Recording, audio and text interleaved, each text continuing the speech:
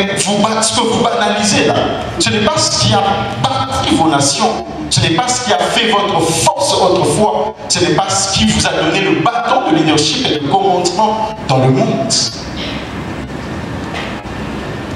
2-3 versets, c'est une histoire méconnue, mais une histoire qui raconte tellement de choses, tellement, qui me donne tellement d'enseignements, et qui, moi qui conduis ce peuple, on va se faire tous ensemble.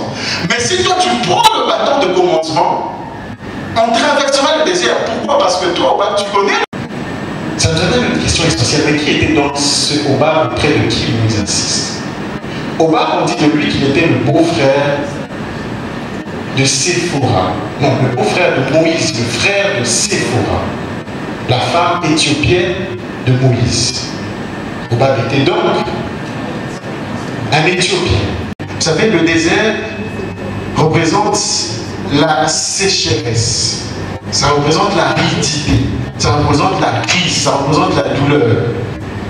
Et moi qui me disais, on parlait d'un projet de pouvoir, comme ça, trouver un travail pour un gardien, le gardien de l'immeuble où elle habite, où elle loue. Alors je disais, mais pourquoi il a un travail?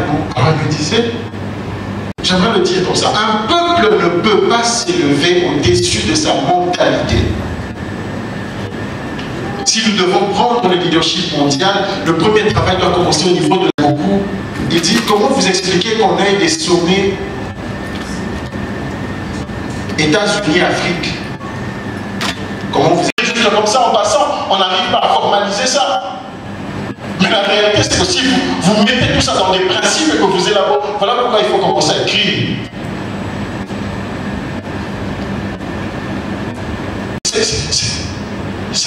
C'est brut, mais les maisons d'édition, par exemple, sont là pour essayer de structurer tout ça, donner de la forme à tout ça.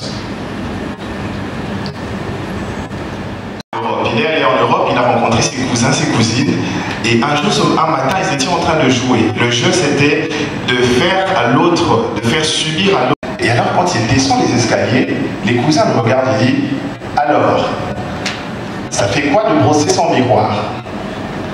Et lui dit, ah, il n'y en avait pas?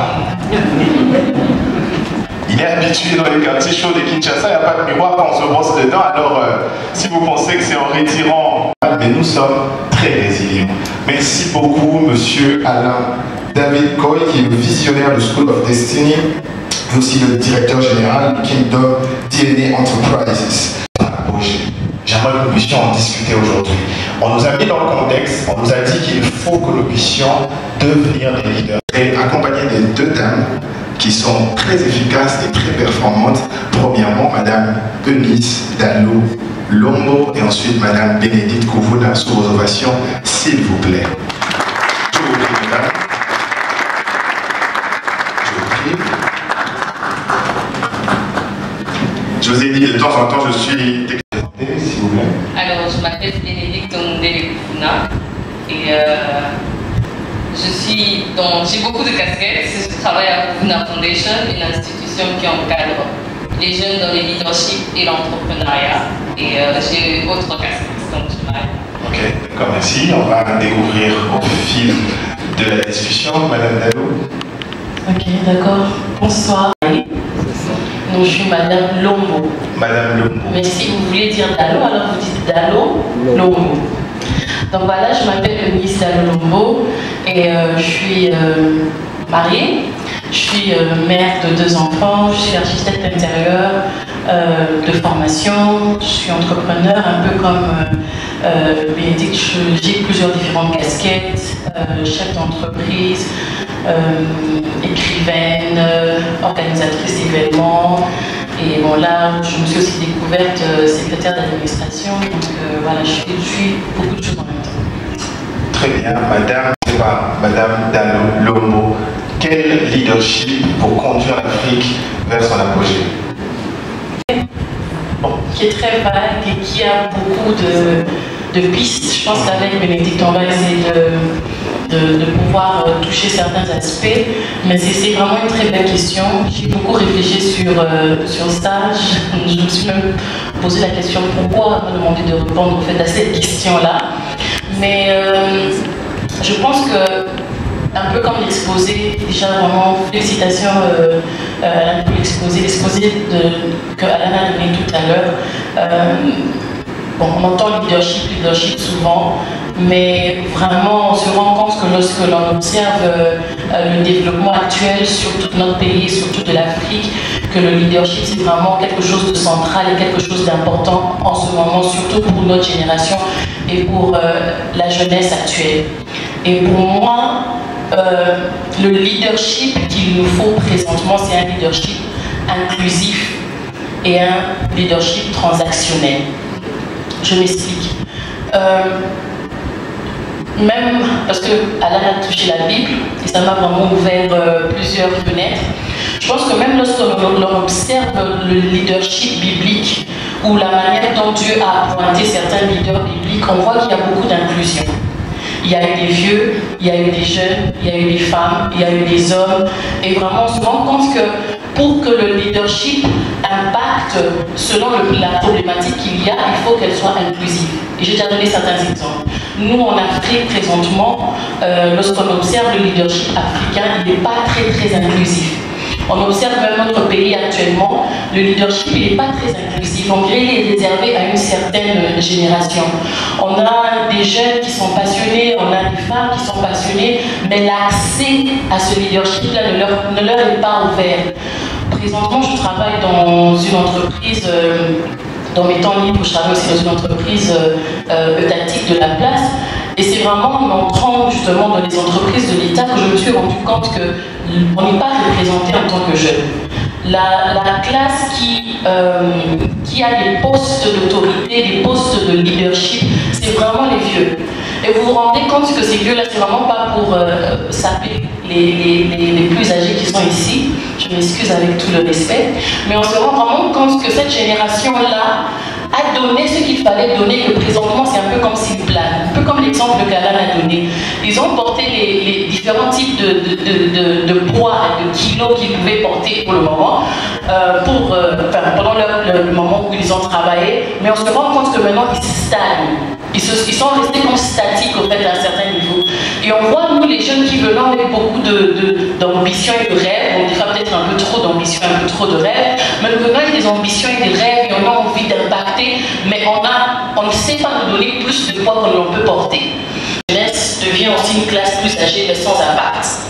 Et je pense que ce qu'on doit vraiment changer dans notre leadership africain et dans notre leadership congolais, c'est vraiment être inclusif. Remarquer les talents là où ils se trouvent et les accepter. Si le talent se trouve dans un plus jeune, alors accepter ce talent-là, travailler ce talent-là et l'inclure pour que nous avançons. Présentement, je vous donne un exemple vraiment présent. Nous nous rendons compte que, bon, c'est pas forcément parce qu'on intègre une femme dans un projet ou qu'on inclut une femme que forcément elle va réussir. Il faudrait que les capacités suivent. Mais je vais donner l'exemple de la ministre des Affaires étrangères. Madame Wagner. Nous nous rendons compte qu'au fait, on avait quelqu'un qui avait un potentiel, mais qui n'attendait que d'être incluse pour pouvoir manifester le potentiel qu'elle a. Il y a eu plusieurs femmes qu'on a vu défiler dans des gouvernements, mais qui n'ont pas peut-être donné ce qu'elles pouvaient donner. Mais voilà, à force d'inclure ou d'avoir une gouvernance qui commence à comprendre que l'inclusion est importante, on voit aussi des développements et on voit aussi des impacts qu'on n'aurait pas eu s'il n'y avait pas eu cette inclusion-là. Et l'inclusion, justement, demande aussi un leadership transactionnel, c'est-à-dire faire des échanges. Il y a un échange entre une vieille génération et une nouvelle génération. Il y a un échange entre la nouvelle génération et la vieille génération. Il y a un échange entre les hommes et les femmes. Vraiment un leadership transactionnel. Ça fait à ce que les idées ne sont pas stagnées dans un seul endroit, mais ça tourne.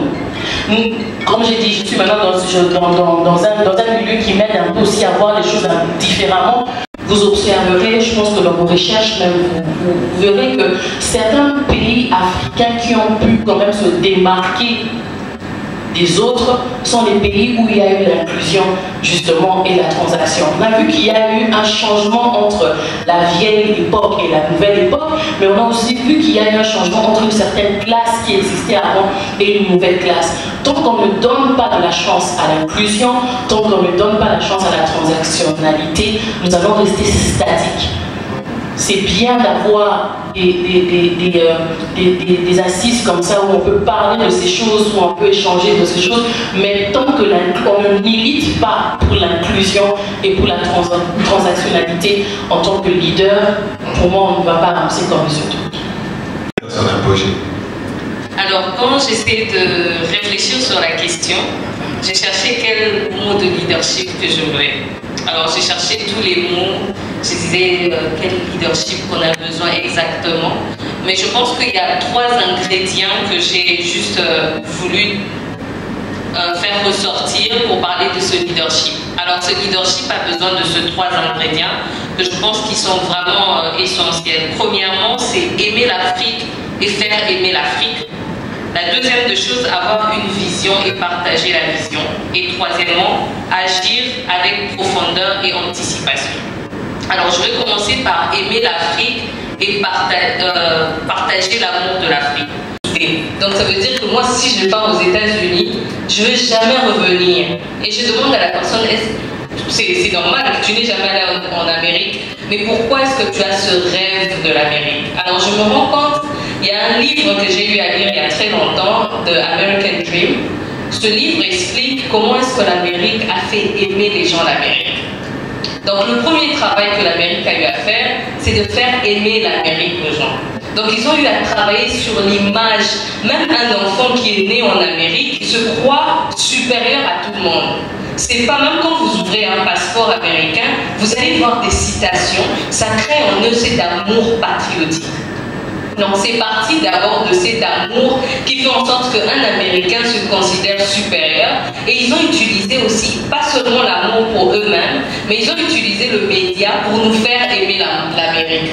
Aujourd'hui, quand on regarde la télé, tu n'es jamais allé en Amérique, tu ne vas jamais voir peut-être des cafards qui passent. C'est à peine qu'on regarde le film Un prince à New York qu'on voit qu'il y a aussi Queens qui existe. Et vous allez voir qu'il y a il y a tout ce qu'il y a comme saleté. On ne va jamais vous montrer à la télé. Au-delà d'aimer nous-mêmes l'Amérique et d'aimer nous-mêmes l'Afrique, c'est de faire aimer aussi l'Afrique aux autres. Parce que je me dis, on peut bien parler de leadership ici, on peut bien parler de tout ce qu'on veut changer en Afrique, mais si on ne commence pas à aimer l'Afrique, on risque de passer du temps à raconter des histoires et les choses vont passer, on va passer à côté. Donc c'est la même chose que je parle de l'Amérique, de l'Afrique en général, mais c'est aussi pour le Congo. Donc tout commence par l'amour que nous avons pour le Congo.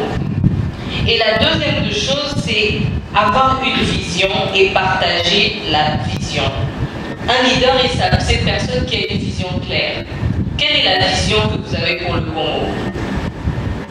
J'ai dit souvent aux jeunes de Kupuna Foundation, je dis souvent, si tu as un problème, arrête de te plaindre.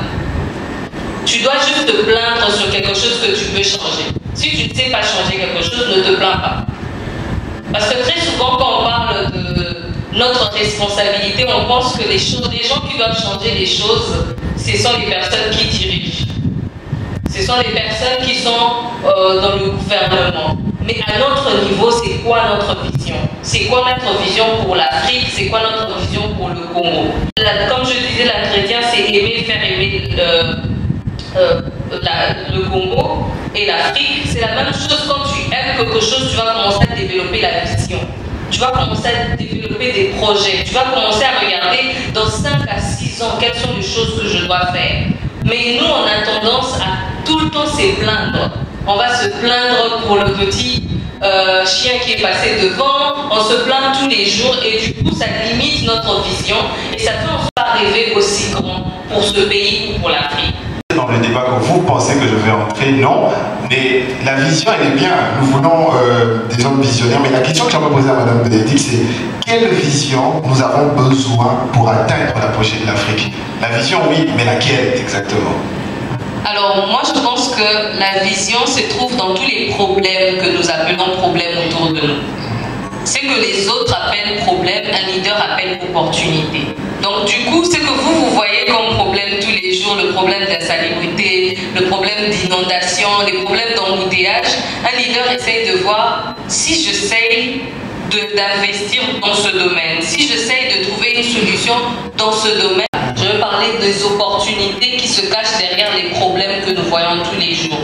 Et derrière tous les problèmes que nous voyons chaque jour, se cachent des opportunités que nous pouvons vraiment développer et investir, faire des recherches, faire tout ce qu'on a besoin. Merci beaucoup. J'aimerais revenir à Madame Venise. Vous avez parlé d'inclusion, inclure les jeunes, inclure les femmes.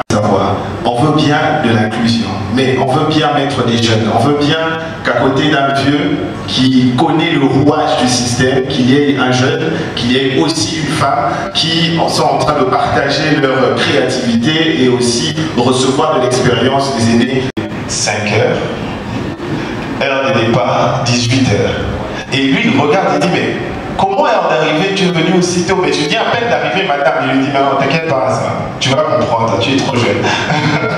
Et on se rend compte à ce niveau-là qu'il y a j'aimerais vraiment le dire comme des pasteurs, il y a une semence du contraire de l'intégrité qui s'est enracinée dans le système et qui travaille pour que nous puissions avoir des résultats contre-productifs. Et ça, c'est très important qu'il faut cultiver cela dans nos sociétés afin que nous puissions avoir des leaders capables de transmettre de bonnes valeurs au milieu de nous. La même question pour Mme Bénédicte Goufouna. Quelles sont les valeurs à promouvoir aujourd'hui afin que dans l'avenir, nous puissions avoir des leaders qui incarnent les bonnes valeurs?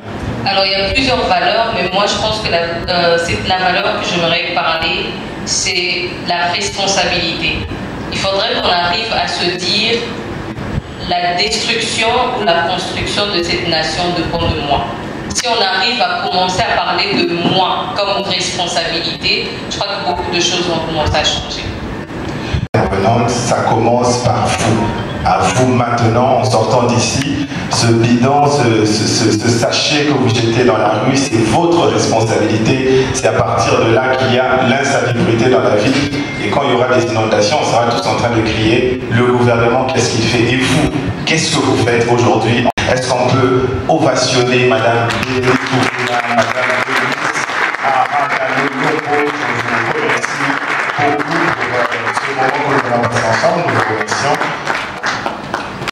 Nous allons continuer dans notre programme. D'échanges et de réflexions. Merci à lui ainsi qu'à toute son équipe. Entre l'héritage et les perspectives futures. La transition du continent africain est généralement abordée en se basant sur une perspective historique allant de l'époque coloniale à l'émergence de formes de gouvernement autonome, tant au niveau régional que continental. Les chefs d'État se sont retrouvés à Kampala. C'était, n'est-ce pas, le 50e anniversaire de l'OUA qui venait de devenir Union africaine. Et là, dans cette réunion, ils se sont rendus compte que l'Union africaine a tellement été critiquée pour ne pas avoir un projet à long terme. Et les équipes se sont réunies pour travailler là-dessus. Et ils ont amené un projet qui est appelé Agenda 2063, l'Afrique que nous voulons. Notre Afrique. C'est que nous voulons que nous soyons, que l'Afrique soit à 2063. Et quand je parle de ça, certaines personnes me disent, mais nous ne serons pas là. Oui, mais n'attendez pas que vous soyez moi. Sans cela, ça sera un rêve. Depuis les années, l'Union africaine, alors Organisation de l'Unité africaine, avait des chefs d'État africains réunis à Kampala pour la célébration des 50 années d'existence de l'Union africaine au lieu d'alors, Agenda 2063, dont l'intitulé est l'Afrique que nous voulons. Ce n'est pas l'Afrique que nous soyons, mais l'Afrique que nous, Africains, voulons. L'Agenda 2063 est le schéma et le plan. Très édifiant, très intéressant. Nous arrivons pratiquement à la fin, mais avant de finir, j'aimerais que nous puissions prendre deux interventions qui vont être représentées. représente la ministre de la Jeunesse et Éveil Patriotique, qui vont nous dire ce qui se passe du côté du gouvernement. Est-ce que sous vos ovations, on peut recevoir Monsieur Tony Simbi Goy, de la cellule d'éveil patriotique. Qu'est-ce que le gouvernement fait? Merci pour la parole, merci pour cette initiative. Je tiens à saluer le courage ainsi que l'activité organisée par M. Allen de School of Destiny et surtout les différents intervenants qui ont précédé le partage. C'était très intéressant, très édifiant. Le docteur Silas, Madame Eunice, Madame Bénédicte ainsi que le docteur. On a pu sentir justement des informations qui sortent du commun et qui arrivent à nous emmener à une dimension qui va au-delà de notre pays comme nation et qui nous emmène au niveau international partant de l'Afrique et du monde. Donc avant d'entrer d'abord dans ce que le gouvernement fait, j'aimerais d'abord revenir rapidement sur la thématique même d'aujourd'hui qui est justement la place de ce que nous devons jouer comme rôle au niveau international en tant que continent, en tant qu'Afrique. Pour que nous arrivions à bien comprendre notre rôle en tant qu'Africains et surtout pour le développement de l'Afrique, il est très important que nous puissions, j'ai entendu la question que vous avez posée à Madame la ministre sur justement ce leadership, comment est-ce qu'on peut le caractériser, comment il peut se manifester. Il est très important que nous puissions comprendre que de la même manière que nous devons avoir une pensée africaine, cette pensée africaine se construit avec une pensée nationale, c'est-à-dire en pensant à nous en tant qu'État. Nous devons maintenant penser en parallèle à nous en tant que continent. C'est-à-dire on ne peut pas faire dissocier cela. C'est-à-dire nous sommes un tout et nous sommes nous. Et il est très important d'avoir cette nuance-là dans notre manière de réagir. J'entre directement dans ce qui est fait au niveau national, au niveau de la jeunesse. Son Excellence Madame la Ministre de la Jeunesse qui s'excuse de son absence, qu'elle est appelée d'urgence à répondre à d'autres obligations.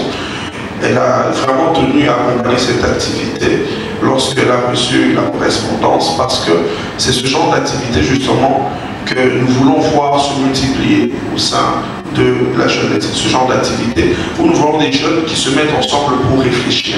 Et lorsqu'il y a ce genre d'activité, le ministère d'office les accompagne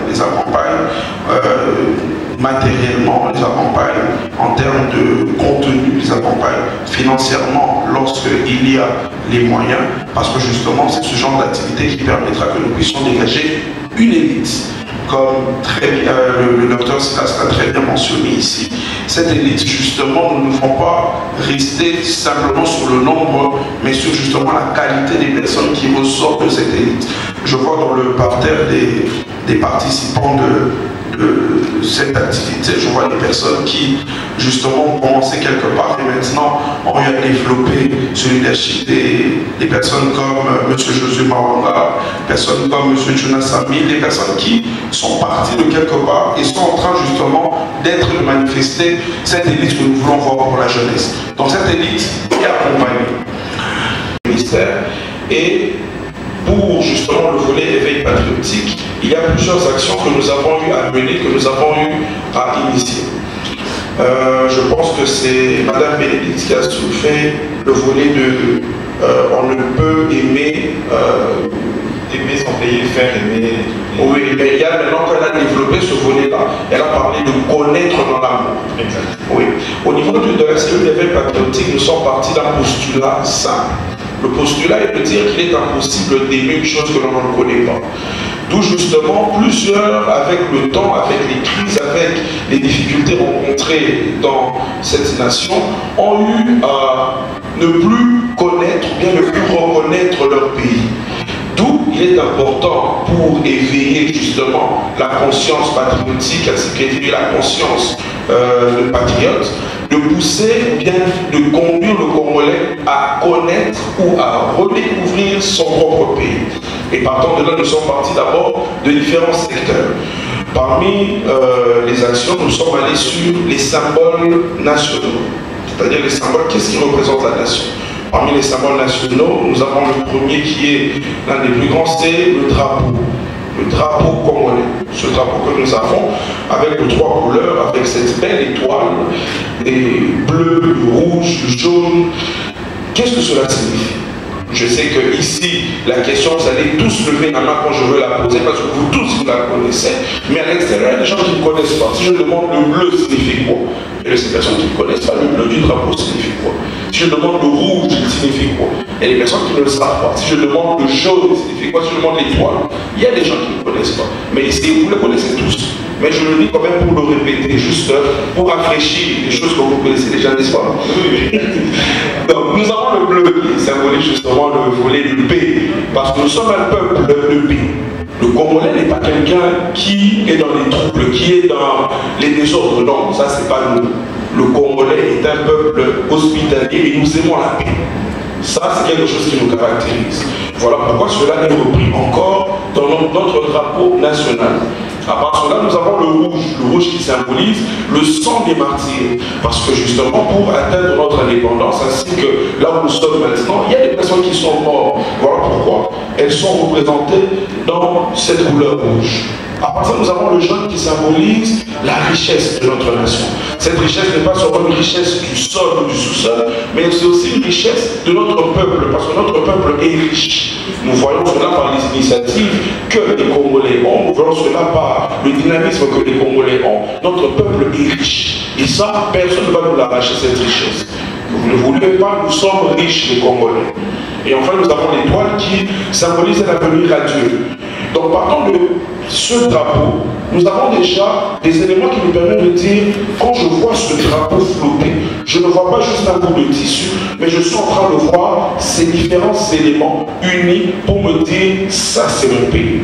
Et nous sommes partis de ce postulat pour dire que nous allons aider et accompagner les Congolais à redécouvrir leur pays et les permettre d'aimer encore plus ce pays pour manifester ce patriotisme. Et qu'est-ce qui se fait concrètement? Bon, ça, non, ils ne sont pas dans la... Ils ne peuvent pas être ici. Qu'est-ce qui se fait concrètement en termes d'action pour que nous puissions aimer ce pays? Ok, comme je l'ai expliqué, cette campagne d'éveil patriotique que nous avons lancée, nous l'avons lancée dans différentes villes où nous avons commencé à sensibiliser au travers justement du drapeau. Ça, nous avons commencé cela il y a 1 mois et demi de cela. Mais avant ça, nous avions commencé à parler justement de différentes valeurs patriotiques. Différentes valeurs qui caractérisent un patriote. Notamment l'amour de sa nation, notamment le comportement qu'il doit avoir lorsqu'il y a une situation concrète. Donc bref, ça c'est des actions que nous avons eu à mener sur terrain. Je crois que l'amour du pays est en train de circuler dans la salle. Nous sommes en train de chuter, merci. Volet éveil patriotique. En parallèle à ça, il y a des actions d'accompagnement des jeunes. Il y a des formations qui ont été menées depuis le mois de février. Maintenant, nous avons formé plus de 5000 jeunes pour la ville de Kinshasa à tout ce qui est entrepreneuriat, tout ce qui est gestion de capacité. Je pense que tous ces éléments peuvent être repris, que ce soit sur nos différentes plateformes, sur notre site internet. Vous pouvez voir même la liste ainsi que tous ces éléments. Et à part ça, il y a aussi sur le site internet de la jeunesse un endroit bien dédié où les jeunes peuvent justement partager et aussi contacter le ministère pour les accompagnements. Mais il y a quelque chose qu'il faudrait préciser, qui est très important. C'est que le ministère de la jeunesse a pour rôle principal d'accompagner la politique nationale de la jeunesse. Beaucoup vont dans les réflexions disant que le ministère de la Jeunesse n'a pas donné l'argent pour accompagner tel projet, pour accompagner tel entrepreneur pour faire ceci. Et c'est ça justement des dérives dans lesquelles plusieurs parts n'ayant pas justement cette connaissance. Il y a les ministères des petites et moyennes entreprises, il y a le ministère des Affaires sociales, il y a des ministères justement qui ont dans leur politique ces missions-là. Mais le ministère n'a pas pour rôle d'accompagner financièrement les jeunes dans leur projet. Et beaucoup justement ils tombent dans ce piège-là et c'est comme ça qu'ils commencent à poser des problèmes qui sont au-delà même de la politique de la jeunesse. Merci beaucoup, c'est pour éveil patriotique. Distingués invités en vos titres et qualités respectifs, mesdames, presque pas un mois sans que paraisse un dossier de presse, un article, un numéro de revue, un rapport de prospective, un volume collectif ou essai consacré à l'Afrique de demain et à sa place majeure dans le futur de l'humanité. C'est dire combien il est évident pour tous que l'avenir du monde se joue en Afrique.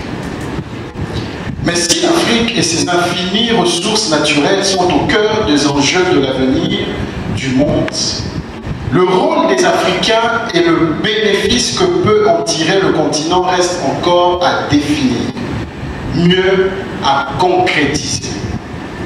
C'est pour le besoin de cette cause qu'est née School of Destiny, avec sa double vision E30 et E50, consistant à transmettre des valeurs de leadership et de patriotisme à ceux et celles qui sont appelés à jouer des rôles de choix dans le développement de notre pays, respectivement aux horizons 2030 et 2050.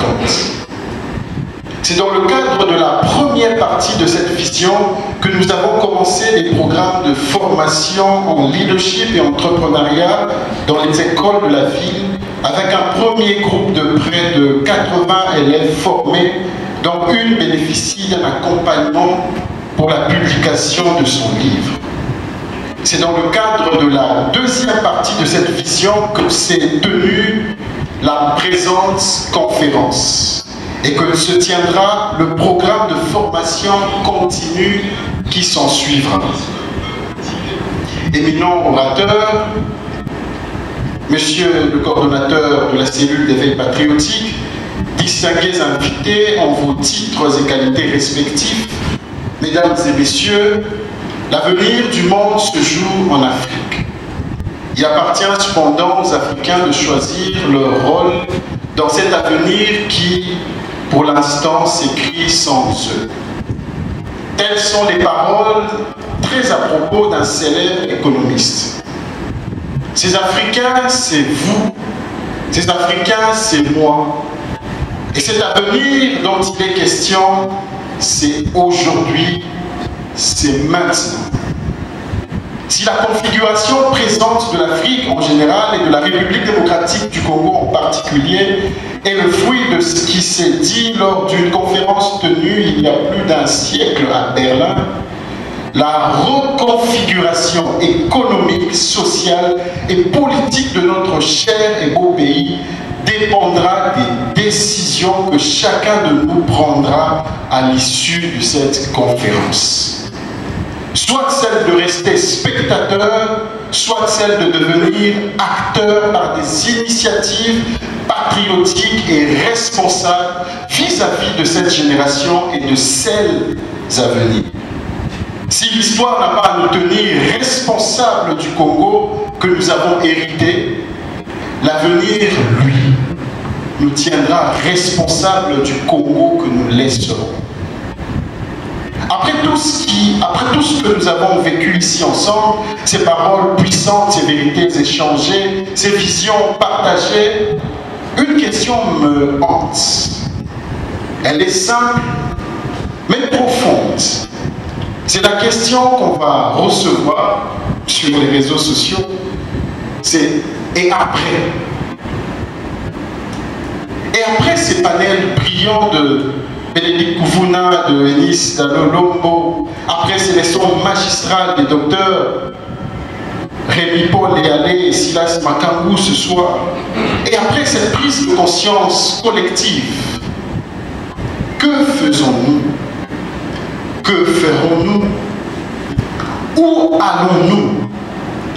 Qu'allons-nous bâtir? Parce que les nations ne se construisent pas dans des salles de conférence uniquement.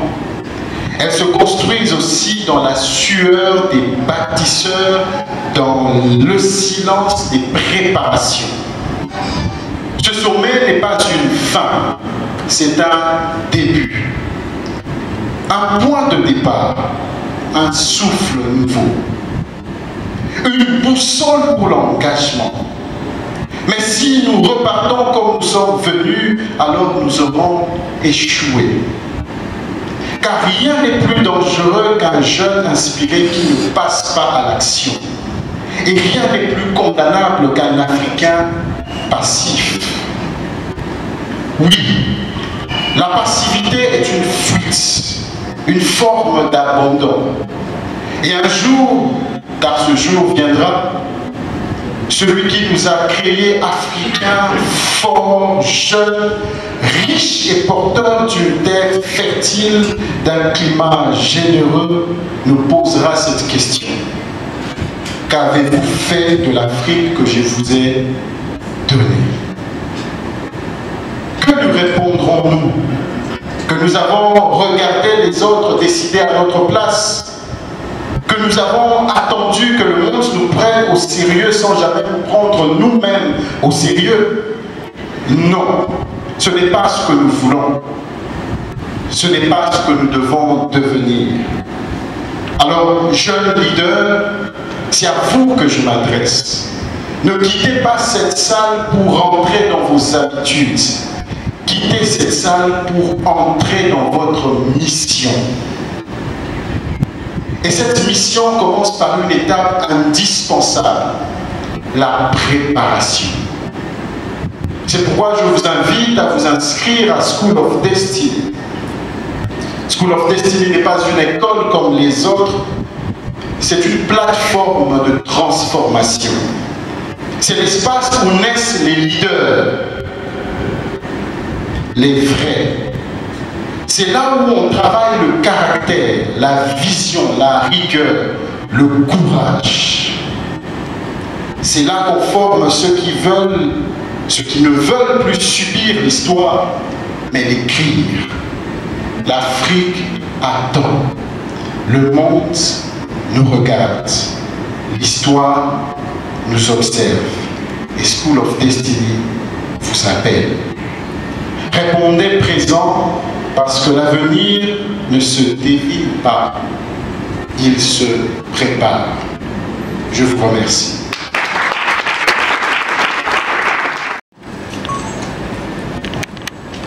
Regardez. Est constitué de 200 personnes. Vous avez déjà une affaire qui commence avec 200 personnes. Vous voyez? Donc c'est au-delà de simplement parler, c'est vraiment jeunes Africains se lèvent et construisent leur chemin jusqu'à devenir des élites. Tony disait tantôt ici, il parlait pour ensemble faire des pas vers l'avant jusqu'à ce que nous voyons nos visions, nos projets, nos rêves se réaliser et que nous puissions insuffler un vent nouveau dans l'Afrique de demain.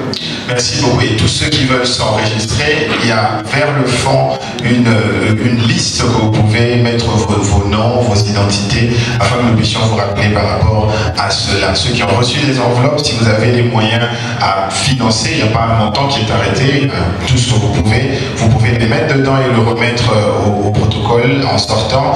Mon Bénédicte Kouvouna, merci à Madame Eunice Dallot, elle avait dit qu'il faut ajouter Lombo, et qui est déjà partie. Merci au ministère de la Jeunesse pour votre accompagnement. Merci à toute l'équipe qui a travaillé derrière, ceux qui ont été au protocole, ceux qui ont été dans la logistique, ceux qui sont dans les médias. Nous vous remercions abondamment et nous continuons les discussions dans les couloirs en sortant. Je pense qu'ils vont avoir le temps de vous parler, avoir votre carte. Oui, on a parlé de réseautage, c'est vraiment l'occasion de le faire. Comme ministre Lombo, c'est une femme, elle est mariée, elle est mère de 2 enfants, elle est architecte intérieure de formation, elle a plusieurs casquettes, chef d'entreprise, écrivaine, organisatrice d'événements, qui s'est découverte aussi dernièrement secrétaire d'administration, et assistante d'administration, pardon. Donc voilà, je suis quelqu'un qui a multiples casquettes, qui n'a peut-être pas encore fini de se découvrir, mais voilà. Donc mon intervention, c'était un panel, j'étais avec Madame Bénédicte Kouvouna, et on devait répondre à la question quel est le leadership qu'il nous faut actuellement en Afrique. Moi présente particulièrement dans mon exposé, j'ai essayé de circonscrire ça un peu plus. Donc c'est vrai qu'on a parlé de l'Afrique, mais j'ai beaucoup plus touché la RDC. Étant congolaise, connaissons aussi la réalité qu'il y a ici. Donc non seulement parler de l'Afrique en général, mais de nous en tant que Alors, comme je l'ai dit un peu dans l'exposé, il y a plusieurs types de leadership qui fonctionnent et qui fonctionnent très bien dans plusieurs différents pays, mais je pense qu'actuellement, vu les réalités que nous avons dans notre pays, qu'il faudrait un leadership outre tous les autres réalités et les autres bonnes choses qui viennent avec le leadership. Je pense que si on se focalise sur deux qualités, donc l'inclusivité et la transactionnalité, ça nous aiderait beaucoup plus à aller de l'avant. Nous avons vu déjà depuis un certain moment, que ce soit dans le gouvernement ou bien même dans les entreprises, qu'on essaye de faire de la représentationnalité en mettant des jeunes, des vieux, des femmes, des hommes. Mais quand je parlais d'inclusivité, je parlais non seulement de la jeunesse et de la femme, mais aussi d'inclure en prenant ces différentes tranches, ces différents genres, mais aussi en mettant l'accent sur la compétence. J'ai même donné l'exemple de la ministre des Affaires étrangères en disant que voilà, il y a plusieurs femmes qu'on a inclus, pour donner l'exemple du gouvernement, dans le gouvernement, mais qui n'ont pas forcément eu d'impact résonnant dans leur fonction.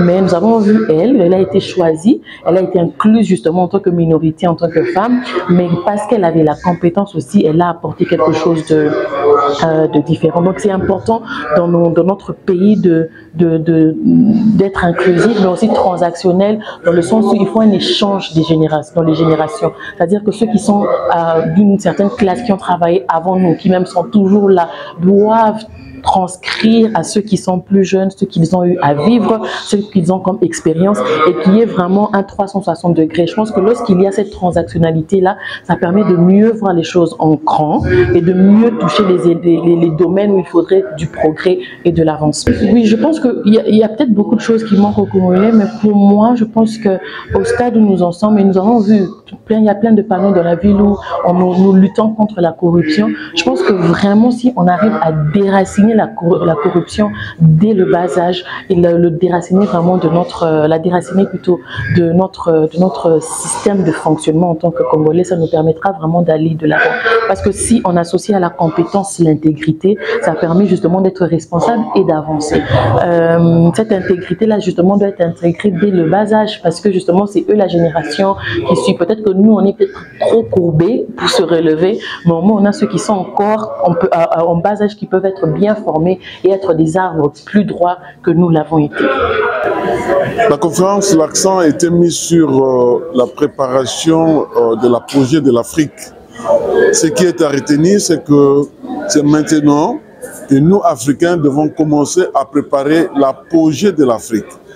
Mais aussi, j'ai épinglé le fait que certaines personnes ont déjà pensé là-dessus, les gouvernements, les chefs d'État qui se sont réunis, on pensait déjà à cet projet en parlant de l'agenda 2063 qui est intitulé « L'Afrique que nous voulons ». Et on a fait appel à la jeunesse d'être éveillée, de se prendre en charge parce que les défis sont multiples, mais le projet doit être atteint. Ce n'est pas aujourd'hui, demain ou lendemain, mais nous avons un temps auquel nous devons travailler pour que nous atteignions le projet. Ça dépend de l'Africain, ça dépend de nous. Ce que nous voulons. Et je vous ai dit, l'agenda 2063 est intitulé l'Afrique que nous voulons. Ce n'est pas l'Afrique que les Européens veulent que nous soyons, moins encore les Américains. Mais si nous voulons voir cet apogée avec tout ce que nous avons comme ressources, l'Afrique, c'est un continent de prédilection. Dieu a béni ce continent. Il n'y a pas, selon moi, un continent qui soit plus riche que le continent africain. Et quand nous parlons des nations, par exemple, la nation congolaise, je ne vois pas dans le monde entier une nation qui soit plus riche, potentiellement riche que la RDC. Il est question que les Africains se mettent ensemble et que nous puissions rendre possible ce projet de l'agenda 2063. Alors, si on doit retenir une chose, c'est que les jeunes sont prêts à changer les choses et que l'avenir de l'Afrique dépend de nous. Il faudrait qu'on puisse se lever et je crois que la journée d'aujourd'hui avait comme objectif de réveiller la jeunesse africaine pour devenir un peu plus consciente de sa responsabilité en Afrique. Et que pensez-vous de School of Destiny? Alors je pense que ces genres d'initiatives, ça permet à ce que plusieurs jeunes puissent être impactés d'une certaine manière dans différents coins du pays, de la ville. Et la meilleure des choses serait aussi de se faire des synergies avec les différentes structures qui existent déjà pour avoir plus d'impact au-delà de notre sphère d'influence. Merci beaucoup. Merci. Très bien. Alors, ce qu'il faut retenir, c'est juste que c'est le temps de l'Afrique, c'est la saison de l'Afrique.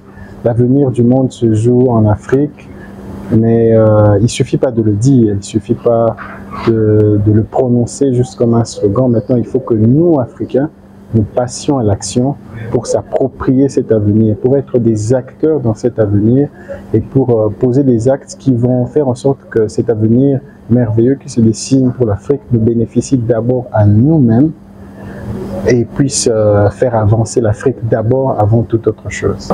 La prochaine étape, c'est l'appel qu'on a lancé aux inscriptions pour que les personnes s'inscrivent pour qu'ensemble nous puissions commencer. C'est une école, donc c'est vraiment pour que nous puissions commencer des programmes de formation.